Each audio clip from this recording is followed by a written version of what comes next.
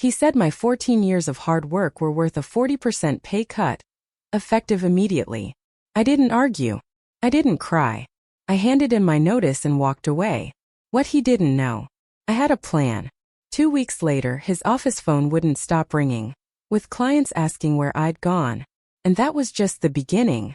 You've been here 14 years, but your salary's no longer aligned with our cost structure, the man said, tapping his iPad. So starting next month, we'll need to cut your compensation by 40%. He said it like he was asking me to pass the salt. I didn't flinch. I didn't argue. I just nodded. Understood. My name is Claire Reynolds. I'm 42 years old, and for nearly a decade and a half, I've been the head administrator and practice manager at Lakeside Animal Clinic in Portland, Oregon. I started here right out of college as a front desk assistant with no plan except a love for animals and a willingness to work hard. Over time, I worked my way up, built the clinic's digital scheduling system, trained every tech we've had in the last 10 years, and turned a once struggling practice into one of the city's most trusted pet care providers. I remembered when we had one vet, no website, and an answering machine that ate messages.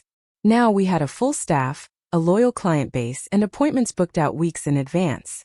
Then Dr. Marvin, the founding veterinarian, decided to retire. He promised he'd sell the clinic to a group that would preserve the spirit of what we built. Turns out, preserve the spirit meant cut costs, slash staff, and act like empathy is an optional upgrade. 3 weeks after the acquisition, I was sitting across from Andrew Kent, a freshly minted regional manager from the parent company, VetCore Health. He wore an expensive watch and smelled like a department store cologne aisle. This isn't personal, he said. It's just restructuring. Funny.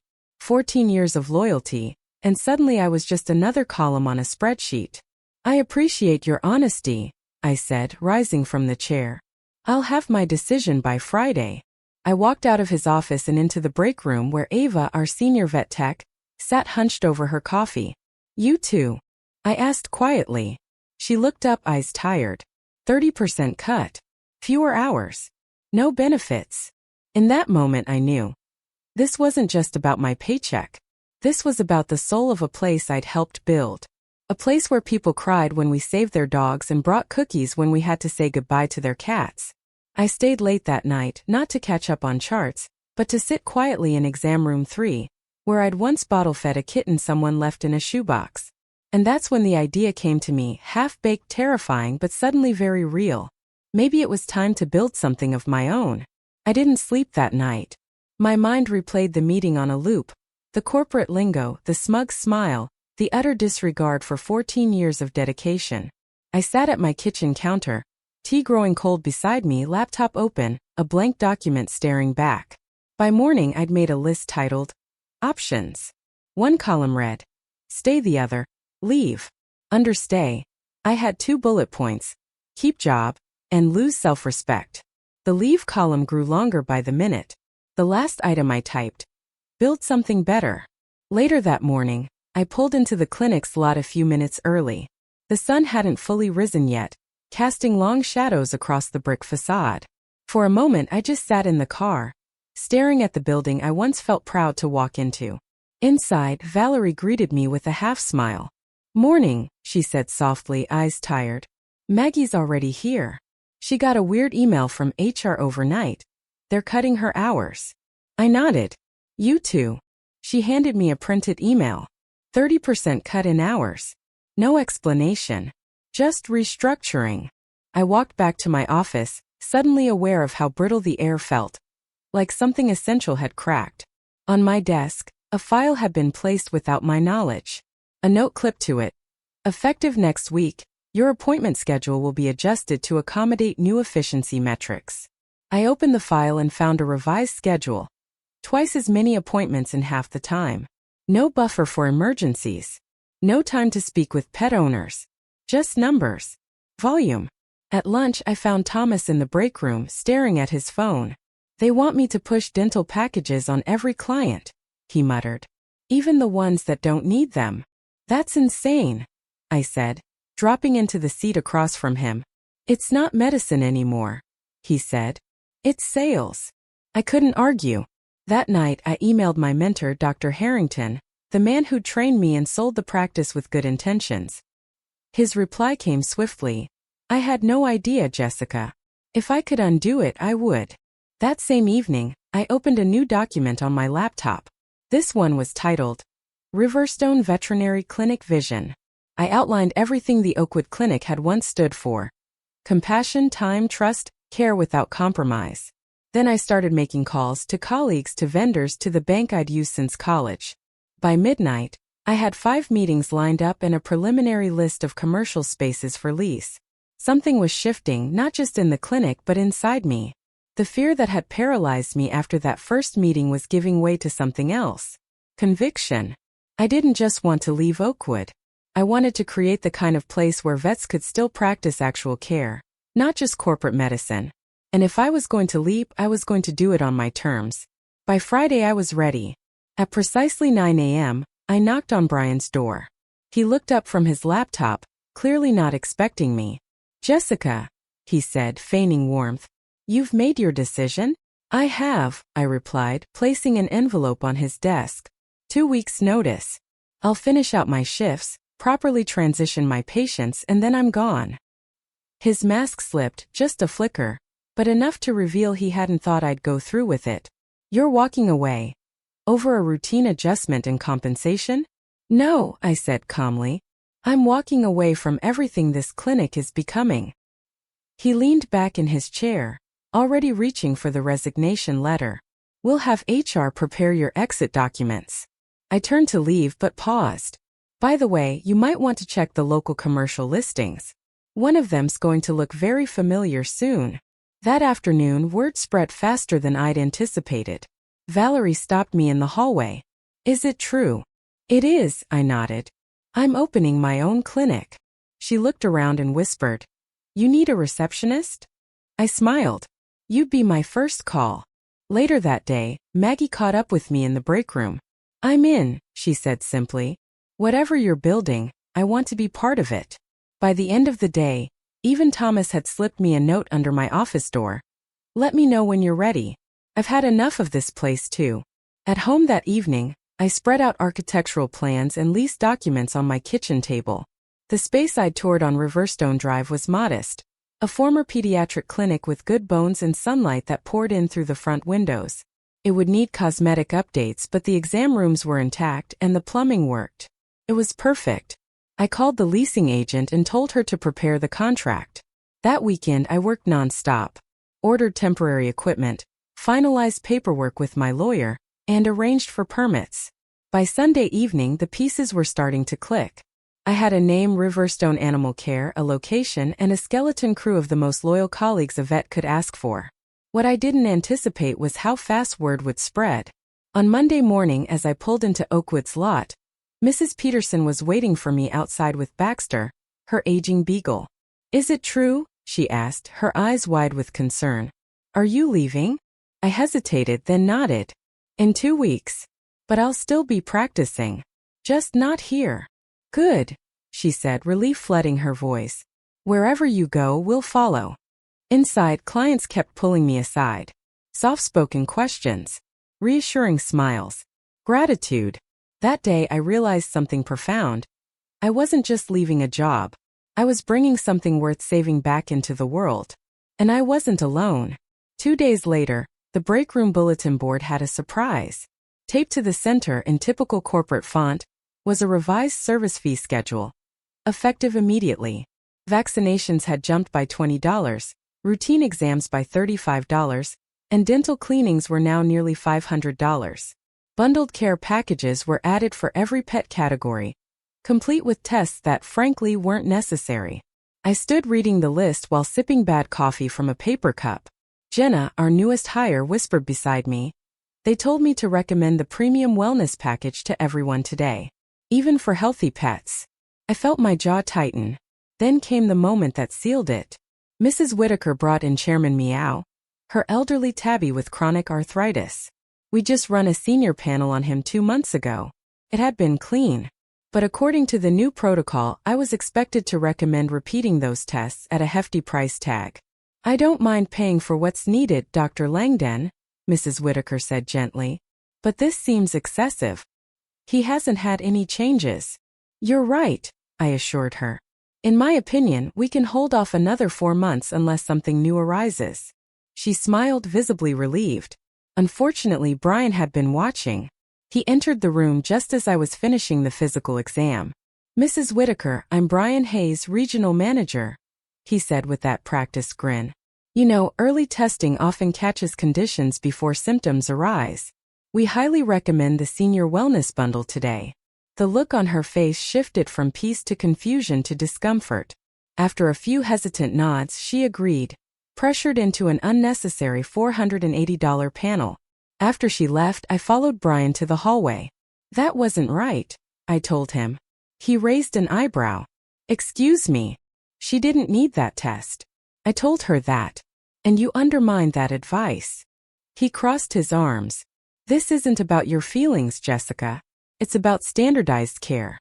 And frankly, your emotional attachments are clouding your professional judgment. That's when I understood. This was never about veterinary excellence. It was about turning loyalty into leverage and compassion into commission. When I returned to my office, I checked Chairman Meow's chart. In the corner, a new note had been added. Reassigned to Dr. Morris moving forward. It wasn't just retaliation. It was a warning. I checked 2 other longtime patients, same note. They were quietly stripping me of the animals I'd cared for their whole lives. That night I tossed and turned. My original plan had been clean, resign gracefully, open quietly, and let word of mouth do the work. But this was war. At 2:17 a.m., I sent an email to my lawyer. Subject: need to expedite clinic launch. I was done playing nice. The morning of my last day at Oakwood arrived with a heavy stillness. I had woken early, made coffee I barely tasted, and double-checked everything. Legal documents, rental equipment deliveries, and contractor schedules. By 8 a.m., the first coat of paint had already gone up at Riverbend Veterinary Clinic, my future. At Oakwood, the tension was thick. The usual good morning greetings were replaced with nods or glances. Even the pets seemed quieter, as if sensing something had shifted. My schedule was nearly empty. Only 3 appointments. Brian had clearly redistributed the rest. Just after lunch, he called me into the conference room. I expected a basic exit interview, maybe a clipboard and a forced handshake. Instead, I found him flanked by 2 strangers. One woman in a dark blazer, the other a man with a stack of papers. This is Brightpaw's legal counsel and our HR representative, Brian said flatly. Before we finalize your departure, we need to address concerns. The woman slid a document across the table. This is a cease and desist order. You are in violation of your employment terms. Opening a competing clinic within a 20-mile radius within 1 year is a breach. I didn't touch the paper. I never signed a non-compete, I replied calmly. She smirked. It was part of the acquisition documents all employees signed. Actually, I said, reaching into my bag, here are copies of everything I signed. No non-compete clause. And Kentucky law makes most non-competes unenforceable in medical professions, veterinarians included. Brian stiffened. The HR rep shifted in his seat. This isn't about legal loopholes, Brian barked. This is about protecting our investment. You're undermining the clinic by poaching clients and staff. First, I replied, I haven't solicited anyone. Second, people are choosing where they feel cared for. That's not poaching. That's loyalty. The HR rep, sensing escalation, cut in. Dr. Langdon, let's explore a reasonable middle ground. I nodded. I'm always open to reasonable. 2 hours of tense negotiation followed. In the end, we agreed. I wouldn't actively solicit Oakwood clients for 30 days. In return, Brightpaw would drop all claims of competition and allow my practice to open without further interference. When I walked out of that room, the weight in my chest had lifted. As I gathered my things, Valerie slipped me a folded note. 20 names. All clients who'd called asking for me. At the bottom, call me first when you need a receptionist. That night, I met Thomas and Maggie at a quiet cafe far from the clinic. Over lattes and open laptops, I told them everything. The paint is drying. The equipment arrives Monday. We open in 12 days. Thomas grinned. Good. I'm handing in my notice tomorrow. Maggie leaned in. Tell me what role you need. I'm in.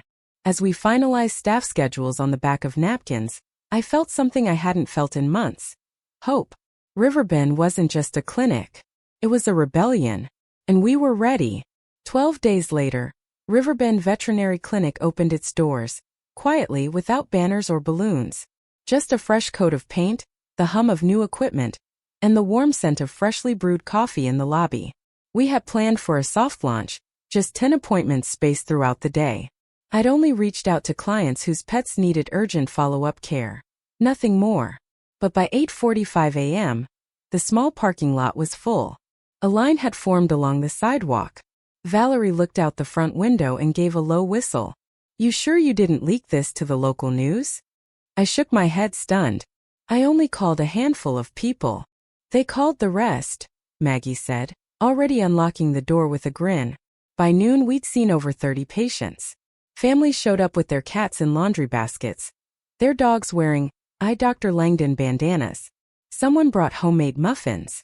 Someone else donated chew toys. One elderly woman handed me a potted plant for blessing our community with compassion again. But what moved me most wasn't the volume. It was the words. We trust you. Not the name on the building. Whatever you're doing here, we're in. Brightpaw never asked about Oliver's limp. You did. One woman burst into tears when she saw me and whispered, I was so scared you were gone for good. It hit me then hard that this wasn't just a job. I wasn't just a doctor. I was theirs, and they were mine. By closing time, we had over 80 patients logged into the new system. I sat down in my new office, smaller than Oakwood's but warm mine, and took it all in. My scrubs were stained, my feet ached, and my inbox had exploded. But for the first time in months, my heart felt light. Later that night, I received a message from a former colleague still at Oakwood. Brian's in full meltdown mode. Half your former clients canceled today. Emergency staff meeting tomorrow. I didn't smile. Not really. But I felt resolved. The next morning, we made the front page of the local community paper. New independent vet clinic opens, focusing on compassion over corporatization. We hadn't asked for the spotlight, but it found us. By the end of the first week, we had 220 patients registered. By week 2, we had to add evening hours. By the end of the first month, we hired a second receptionist and had a waitlist for technician interviews. Thomas, Maggie, Valerie, we worked like a team that had been together for years. Because, in a way, we had. What we were building wasn't just a clinic. It was a statement. That quality care doesn't require quotas. That compassion can't be corporatized. And that sometimes when you're pushed out of what's familiar, you find your place. On the morning of my 6th week at Riverbend, as I was refilling a prescription for a golden retriever with arthritis, Valerie poked her head into my office. You've got a visitor. Oakwood's ex-king himself. I looked up confused. Brian. She shook her head. No, the other one. Dr. Harrington. I stood up so fast I nearly knocked over my coffee. Dr. Harrington, the man who'd trained me, believed in me and later, unwittingly, sold our soul to Brightpaw. He looked older, the lake house lifestyle having added a few well-earned wrinkles, but his eyes were kind as ever. I had to see it, he said simply, stepping into the clinic. I've heard a lot. I gave him the grand tour. He admired the open exam rooms, the cozy waiting area, the mural a client's daughter had painted on the back wall.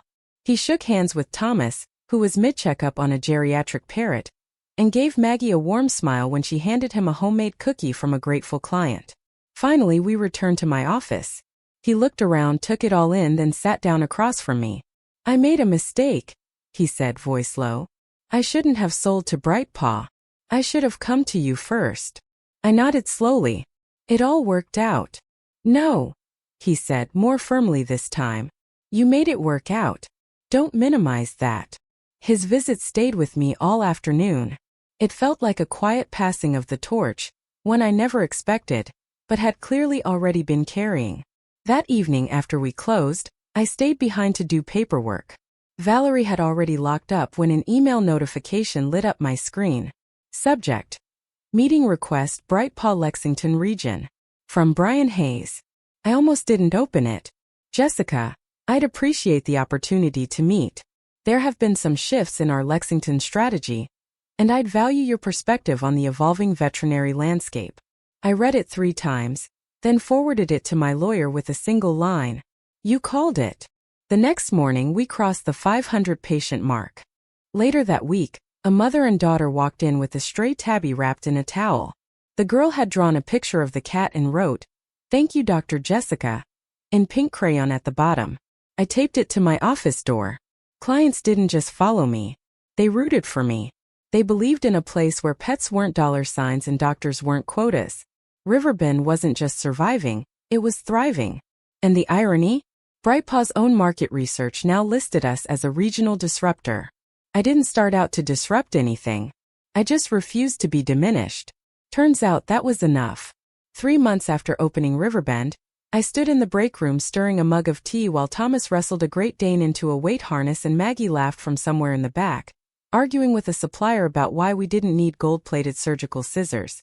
The clinic buzzed with life. Not corporate efficiency but real beautiful chaos. A puppy barked from exam room 2, and Valerie's voice drifted from the front desk, offering a child a lollipop for being brave while their kitten got vaccinated. I exhaled slowly and let it all sink in. We weren't just a business. We were a beacon. That afternoon, I met Brian Hayes for the strategy meeting he requested. I chose a neutral coffee shop far from either clinic. He arrived in a different suit, but the same smug posture. He ordered black coffee. I didn't bother. "Jessica," he said with forced warmth, "word is you've made quite the splash." I smiled politely. "We're doing well, yes." "I'll get to the point," he said, straightening.